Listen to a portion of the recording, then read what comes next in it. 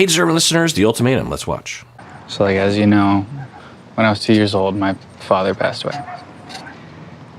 And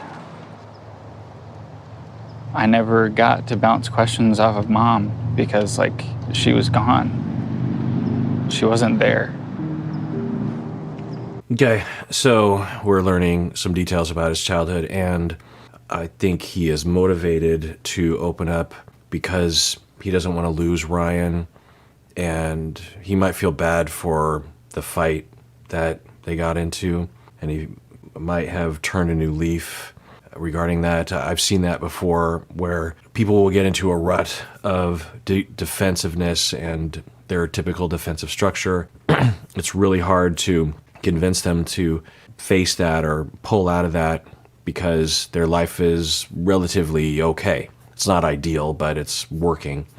But when everything falls apart and you might be losing your partner that you want to be with, and you just were, having a very confusing long-term fight you might regret, you might have some shame, there's a natural compulsion to like, hey, I've got to look at something, like something's got to give, and I need to change something. And maybe, and all these people are telling me that I have to open up. Other people were also telling him to open up. Raya was telling him that in this really nice way, telling James that he's a good person, and kudos to Raya. She was being very diplomatic. I think if she were to be more honest, she would have been more negative and less positive. But I think because she wants to be nice and wants to maybe help, she was saying things during the switchover scene where, she's like, hey, you're a good person. I think if you could trust people I think if you open up, like, a lot of good things could happen. And I think you have a lot of good things to say. It was really inviting, and he seemed to take it to heart. So maybe this is that. Now, I will say that this probably does help Ryann, but we'll see how she reacts. But, just a one-time event doesn't necessarily change things, but, step in the right direction. She was never there. And I just didn't have anybody to talk to about it. And to be clear, it's not, and sometimes people will think this about therapists, that somehow we just have this religious belief that you need to break down and cry in order for positive things to happen, which doesn't make a lot of sense. And it's true, that doesn't make a lot of sense. It's not that I am saying that it's healthy or a good thing to break down and cry, even if we're just looking from, of course, for his emotional health, being able to express himself and feel heard and understood and process his feelings and recover from the traumas and get some validation, of course, would help him to recover, getting to know his own traumas, his schemas that result in the defensive behavior. But from her perspective, she's been saying, I want him to open up. What benefit, logically, does him breaking down and crying and talking about the difficulties of his life, how does that really make him a better partner? How does that make him more attractive? Well, it's from Ryan's position. I don't know how she feels, but it wouldn't be unusual if when you are in a relationship with someone who, it's not necessarily crying, but they just avoid or never talk about what's going on for them. They might be actually really nice people. In fact, Ryann might be in this category as well, where she will be very nice and accommodating, rather than his position, which he's more prickly, But anyway, when you're in a relationship with someone and they very rarely or never express themselves or go deep or talk about their experiences, it is distancing. You know that you're having internal feelings and reactions and emotions, and you're expressing them sometimes, and the other person isn't doing that. It feels like they don't care about you. They don't feel comfortable around you. They don't think of you as being in their inner circle. Another thing is that mutual dependence and mutual neediness is an important part of bonding. We probably evolved a sense of, does this person need me? Do I need them? Do we depend on each other as a marker for being close and having a good relationship? Plus, when I need you and you need me, and we give to each other when we need each other, and we might need other people as well, but we particularly need each other, it's very bonding. You're in the foxhole together, and you have this mutual trust that you've built over time that, when you're suffering, you come to me, and when I'm suffering, I come to you, and we can depend on each other. And, obviously that's very enhancing. So if someone never talks about their inner experience or their difficulties, their highs, their lows, then you might need them, but you don't get the sense that they need you. And this is something that isn't talked about very much, because the word needing someone or depending on someone is kind of a bad word in American society, which is really pathological. Of course we need each other, and of course we depend on each other. And of course none of us are individuals. So it's a good thing that we depend on each other. It's human to depend on each other, within reason, of course. So it's not just like, hey, pal, you gotta cry. If we're going to be involved and have a connection and have mutual dependence, you have to open up, depend on me, show me, give me something to help you with, give me some understanding of who you are. And I always felt like I was being compared to my father, and that I just would never amount to this incredible man that my father was.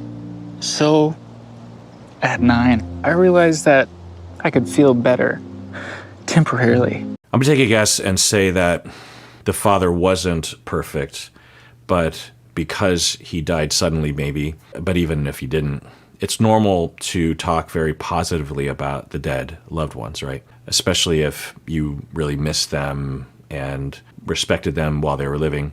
So I'm gonna take a guess and say the dad wasn't perfect the way that he was painted. Also, I'm guessing that for James, he was, as he says, mom was never there. The child will conclude that mom is never here and she's always working because I'm not worthy. Children almost always make that unfortunate conclusion. And so you start looking for answers as to, well, why am I being neglected? What about me is causing my parents to neglect me? Well, it must be because I'm not as good as my father. I don't remember my father because he died when I was 2, but I hear everyone, and my mom in particular, talking about how great he was. And I'm guessing if my dad was here, my mom would pay attention to him. So I must not be as good as him. So therefore, that's why I'm not getting attention. You could see that a child making those connections. Yeah. So I'm guessing that's where at least some of his trauma comes from. By hurting myself.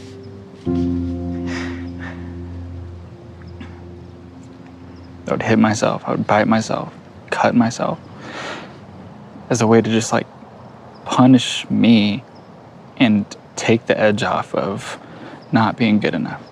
Well, that's heartbreaking. Yeah. Common problem, common unfortunate problem that I've seen in my office many times. And the concept that we talk about in psychology is called non-suicidal self-injury. Sometimes people call it self-harm. So commonly it'll be called self-harm, but the technical term is non-suicidal self-injury. And it is comprised of many different types of behavior. Typically, people talk about cutting, but it also can involve these kinds of behaviors that he's talking about.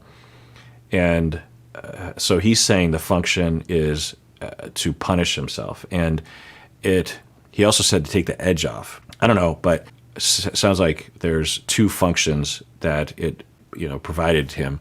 One is that he believes internally that he's a terrible person. He might have also been abused, by the way, and so you internalize that. But at the very least, he believed that he was unworthy of attention and love while he's being neglected and maybe harmed. And so he internally believes, I deserve. So there's various different ways of coping with that experience. And one of the ways that people will gravitate towards is, well, I'm a terrible person. I deserve to be punished. So in lieu of other people punishing me, I'm just going to punish myself. And so I'm going to sabotage myself and harm myself physically. And it's really heartbreaking. Another function to this sometimes is for the individual, they're like, well, eventually I'm going to be punished physically. I might as well just get it out of the way by doing it to myself so that I can sleep at night knowing that it's not coming, that a lot of anticipatory anxiety. So I'll just punish myself. It doesn't make any logical sense necessarily, but to a 9-year-old child that's struggling, it can make sense. The other function that it commonly will serve, but I don't know if it served for him, he said take the edge off. I don't know if that's what he's referring to, but it will actually temporarily, as he was putting it, take away the emotional pain. So in the brain, neurologically, the process of physical pain and emotional pain is the same process in the brain.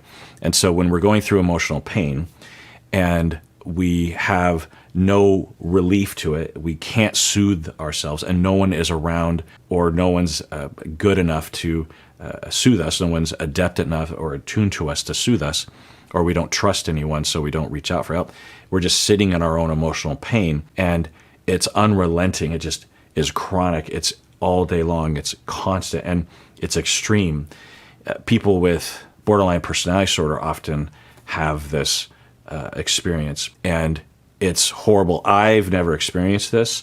Of course, I've experienced temporary emotional pain, but my problems don't comprise of this one, thank goodness. But I've talked with and worked very closely with many, many people who do have this experience, and from their many descriptions, I have a pretty good understanding of the experience, and it is it's horrible. One, it's just painful, but two, it's associated with so many things of shame and low self-esteem and hopelessness, and you don't have anything to if you break your arm, you can look at something and say it's painful, that my arm is painful. This is just like throughout your soul. It's just pain, emotional pain. There's something wrong with you. You deserve to feel this way. It'll never be different. No one will ever love you. It's associated with a lot of ideas and conclusions based on one's history. And one of the ways that some people will, it's usually young people, will through trial and error figure out is that if they induce a certain amount of pain beyond a certain threshold, they don't know this necessarily, but what happens is the brain will try to counteract that spike in pain by releasing neurochemicals that will take away pain in the same way that you would take a pain reliever like a pill or an opiate or something. And that response to create balance in the brain. So you're in emotional pain, chronic emotional pain, then you give yourself some sort of physical pain that spikes, and then your brain reacts by flooding the brain with neurochemicals that actually takes away all pain, the physical pain and the emotional pain, because it's all pain. Maybe when he was young, he fell and hurt himself, and then afterwards he noticed like, whoa, the pain's gone. And when you have chronic emotional pain, you really notice when it's gone. It's sort of like when you get water in your ear, and after a while you just kind of get used to it, and then all of a sudden the water comes out, and I can hear, like, you notice when the pain is gone. And for those individuals, they might say, wait, what did I do? I fell. So what if I, and then it becomes more of a habit, like develop into kind of an addiction to some extent. It's a way of coping, and it's caused by this chronic, unrelenting, severe emotional pain. So that's what it sounds to me when he says takes the edge off. I don't know if that's what he's referring to. This carried into my teenage and young adult years. And a lot of this caused issues between me and you. Every time we argued, because I felt like I couldn't be enough for my mom, I couldn't be enough for my dad. Like, how could I ever be enough for somebody like you?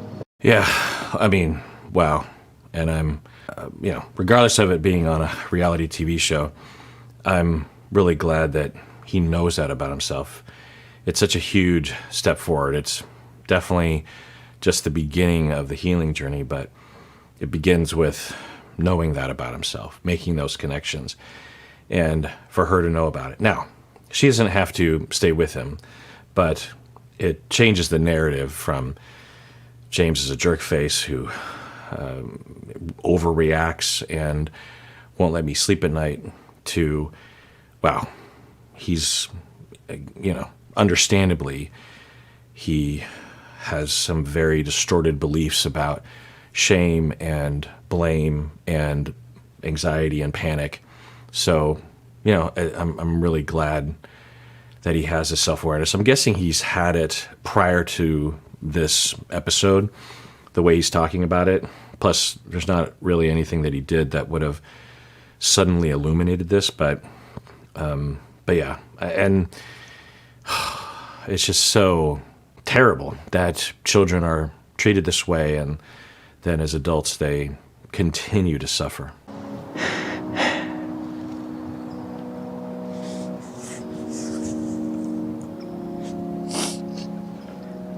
I've always felt like you deserved to know some of these things, but I was scared that you would judge me or see me as weak. And I don't know if he has this schema, but I wouldn't be surprised if he has it a little bit, that a lot of people, maybe some of you, walk around looking like everything's fine, but deep down they believe deeply that if people really knew them, they would hate them and reject them and abandon them and judge them and maybe even attack them physically because of how defective or terrible or shameful they are on the inside. And not that these people are actually hiding something shameful, like they killed someone when they were younger. It's just this felt sense. And when you talk with people, and I've talked with many people with this, I have friends like this who, when you talk with them, you'd say, well, so what is it? What is the defectiveness that you believe if people really found out about you that they would leave? And they can't identify anything. It's just a felt sense. It's even worse because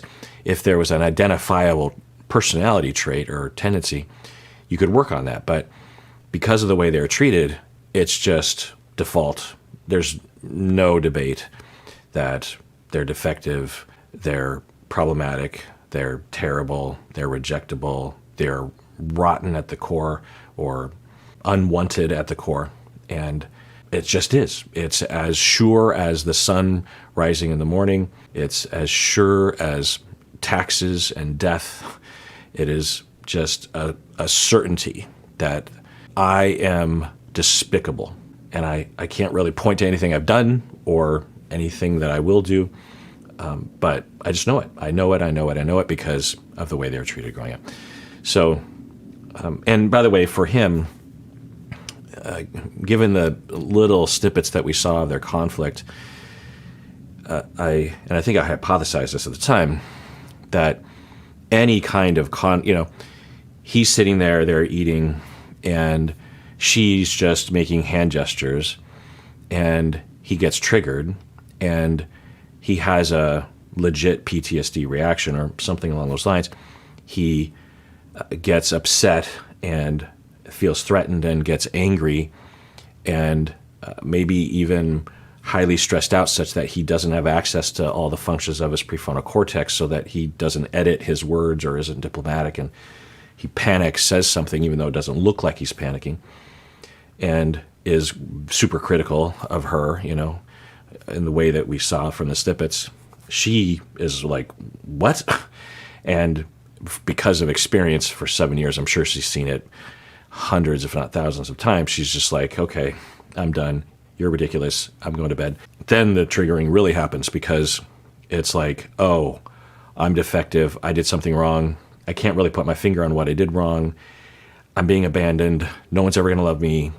I'm being mistreated. That's another part of this is there's the distortion of I'm always going to be abandoned, but there's also the rational feeling of unfairness. So it's all internal. I'm being abandoned, even though I'm not. And that's unfair because it would be unfair, but you're not being abandoned. That's not what's really happening. It was when you were young. And so there's anger and shame and anxiety, overwhelming.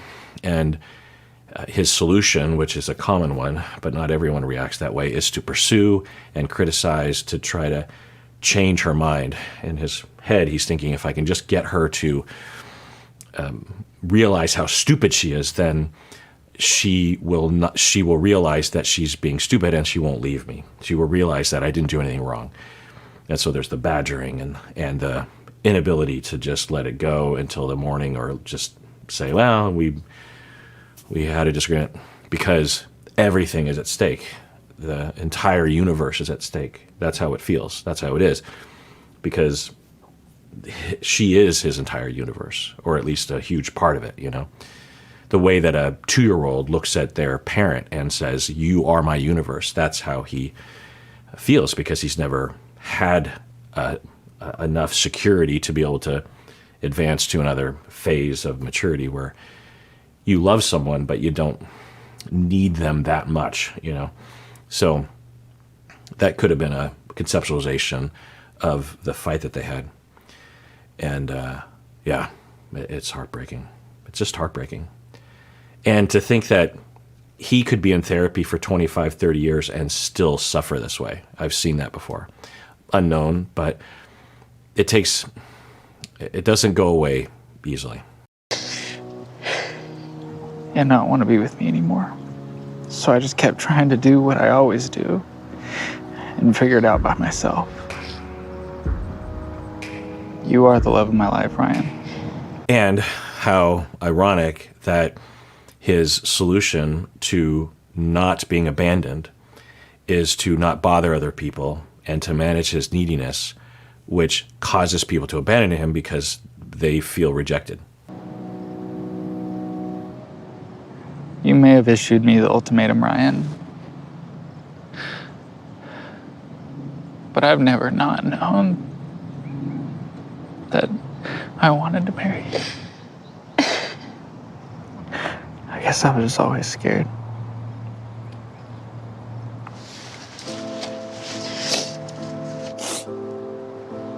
And, you know, who knows what Ryan will think or feel, but this would be potentially a promising development if you're Ryan, because he's not blaming her. He's showing that he understands, he has self-awareness, that he trusts her, that he loves himself and trusts himself enough to be able to feel this and say it. He might not have been able to do that before, but now he can.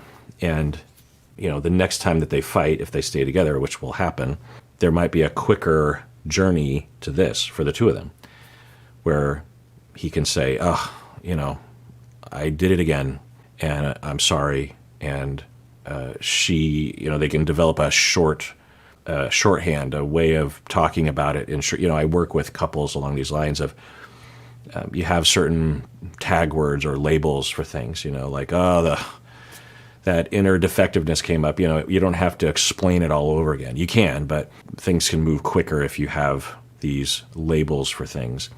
And through repetition and habit, he might even be able to engage in that right away, like in the middle of the fight, be like, "Oh, I'm doing it. I'm doing that thing to you where I criticize you to change your mind because I'm terrified you're going to leave me, which will cause you to leave me because I'm being super annoying." I'm realizing that right now. I guess what I was probably wrong for the past hour. From past experience, I think could you just hug me and tell me that you're not going to leave me in the next week? Like, maybe you'll leave me down the road, but it's because I feel like it's happening right now. So could you just tell me that you're not leaving me right now? And then I know that I need to just stop talking because that's when I start going down this road. And so could we just sit here and you could like watch TV and you could just hold me? I think that'll help. You know, who knows? But there are ways to deal with it. The quicker he can get to this place and feel this, the quicker he can apologize and take care of himself. You know, this is him taking care of her and himself. He's getting to the core, the foundation, rather than engaging in the defense, which, you know, causes him stress. It's another irony is that we often avoid vulnerability because we feel weak, as he was saying, or we don't want to push people away. We don't want to scare people. But becoming vulnerable brings people in. Being real and what some people would call weak, but what I would call strong, actually causes people to not want to leave you and want to be with you.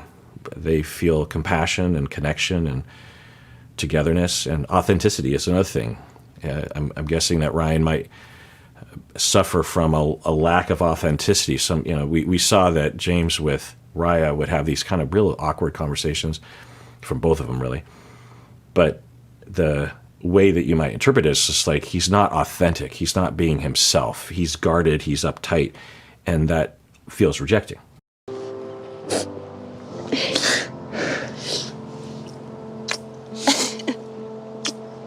Now, the key in these moments is that he established a system moving forward to keep him as close to this as possible. If he just says, oh, well, that was good, let's move on, and undoubtedly he will, within a short amount of time, revert back to the way he was and not have access to this necessarily. Maybe a little bit more access to it, but a system in place would look like weekly therapy and a commitment to see it through. Because old tapes will start playing and a desire to be like, I'm fine. I don't need therapy this week. And maybe they don't, but he probably would, And to have a system in place of like the first moment when, I was just actually talking with someone about this, that the first moment when you think, I have an appointment next week, but I don't really need it. That's the most important moment. That's when everything hinges on what you do from that point forward. Do you remind yourself of, remember when I said that's a sign?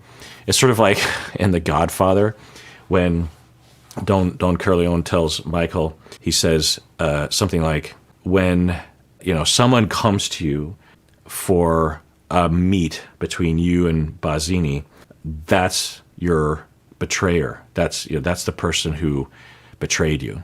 You have this previous prediction. It was like, okay, when this happens, it means this, and you must remember that. So when you start to feel like, I don't need therapy anymore, or I'm okay, or I'm too busy for therapy, that's when you have to kick into high gear and overcome whatever is defending. You're trying to retreat because of too much vulnerability, or it's just more comfortable, or you're afraid of losing her, and so, but you're not aware of it, so, or you're falling into shame or something, That's when you really have to make sure that you commit to therapy. Oh my God.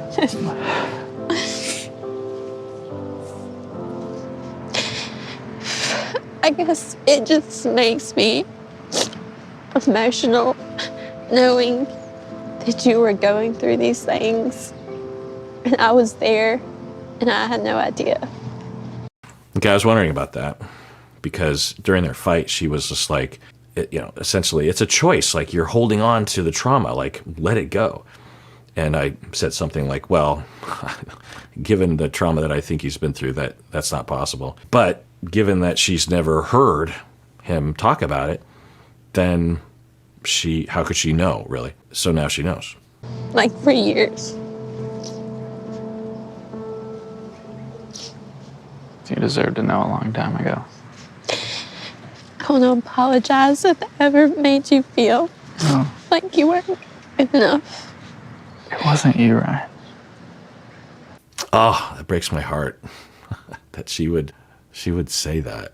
Yeah, it makes me want to cry.